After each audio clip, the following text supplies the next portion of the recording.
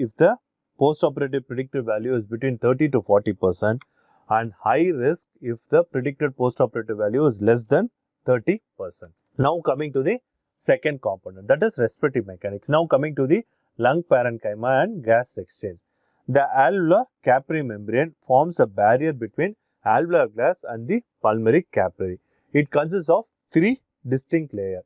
The first is the alveolar epithelium, and there is a basement membrane between the pulmonary capillary and the alveolar epithelium and the pulmonary endothelium. This is the three layers, and through coming to the gas exchange, the gas comes to the alveoli, and the alveoli and the pulmonary capillary gas exchange happen. Oxygen comes in, and here this oxygen is carried by the hemoglobin to the organs. Here you can see the oxygen being carried by the hemoglobin, and the hemoglobin and the oxygen goes to the organ system and it is being utilized, and from the oxygen after utilization carbon dioxide comes in, and this carbon dioxide is again carried by hemoglobin to the circulation where exchange of gas happens. So oxygen comes in and the carbon dioxide which goes into the atmosphere. This is the normal process of gas exchange. The basic functional unit of extracellular respiration is to move oxygen into the alveoli, into the blood and into the tissue. The reverse happens with carbon dioxide. Carbon dioxide from the tissue comes into the blood and then it comes into the alveoli and moves into the atmosphere. And the most useful test for gas exchange capacity of the lung is diffusing capacity of carbon monoxide.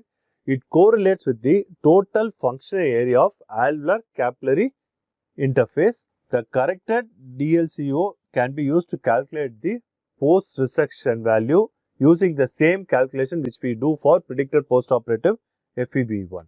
Predicted postoperative DLCO less than 40% predicted correlates with increased respiratory and cardiac complication, and to a large degree is independent of FEV1. Apart from FEV1, it is an independent predictor of respiratory and cardiac complication. The diffusing capacity of carbon monoxide, but not the FEV1, is negatively affected by preoperative chemotherapy and may be the most important predictor of complication in this subgroup of patients. Some authors feel a higher cutoff risk threshold for predicted DLCO of less than 50% may be more appropriate. Rather than 40%, it should be 50%.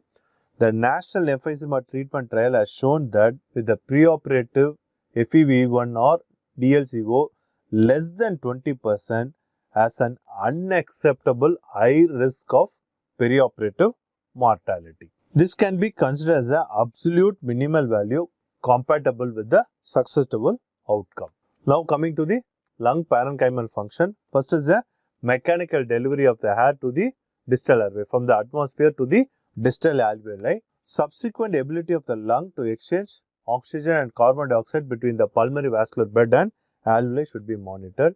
A PaO2 less than 60 mm of mercury or a PaCO2 greater than 45 mm of mercury have been used as a cutoff for pulmonary resection. This is the usual cutoff. Cancer resection have now been successfully done or even combined with volume reduction who don't meet this criteria, although they remain as a warning indicator for increased risk. Although this is a cutoff value, even the PO2 is much lower or the PaCO2 much higher, resection can be done, but the risk is going to be very high.